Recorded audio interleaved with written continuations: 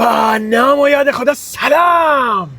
لینکلن اوییتر 2025 6 سیلند 3400 اسب بخار و مصرف سوخت متعادل، رنگ جذاب با فشار این دکمه درب صندوق رو باز می نمایم. واقعا مدهوش این ماشین شدم. صندوق جادار مکفی با فشار این دکمه درب صندوق رو میبندم، درب عقب رو باز می نمایم. واقعا باورم نمیشه این حجم از لوکسی، این حجم از کیفیت و مرغوبیت. با فشار این دکمه صندلی و ردیف عقب رو نگاه میاندازم. خیلی برام جذاب این ماشین ملوس. درب رو میبندم، کد باز شونده در روی ستون. واقعا فستیوال آپشنه.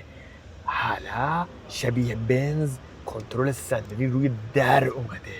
سعی میکنم یک بازی ریزی با اینا بکنم. حالا تو این ماشین فقط باید اینجوری نشست. سعی میکنم در ادامه مجدد با این پشتی های صندلی ور برم. چه حالی میده، همه جاش باز و بسته میشه، این باله و آبشوش ماهی. عجب ماشینیه این اوییتر 2025. فرمون جذاب. ببین این صندلی عجب منو به خودش مشغول کرده که دیگه به فکر تلسکوپی نیستم. به آرامی اینجا رو باز میکنم، موبایلمو میندازم اینجا که شارژ بشه. روشن مینمایم ماشینا. سنسور هشدار دهنده چشم و بیداری این وسط داره چشمک میزنه. حالا ور میرم با تلسکوپی. آروم شدم، چراغ رو روشن خاموش میکنم. فضای آرام بخش، کول باکس خیلی آرومه. سقف پانوراما تو اون آخر نگاه کن، چند ریف صندلی، چه رنگی داره داخلش. در داشبورد رو باز می نمایم، میبندم. خیلی حس خوبی بهم میده. دو تا جای کاپ لیوان. حالا سعی میکنم دوباره با صندلی وری برم. یه زیر زانوم داره بالا میاد. چه صدا اصلا نمیاد از بیرون. ارتباطم با دنیای خارج قطع شده. آپشن‌های عریض و طویل روی فرمان.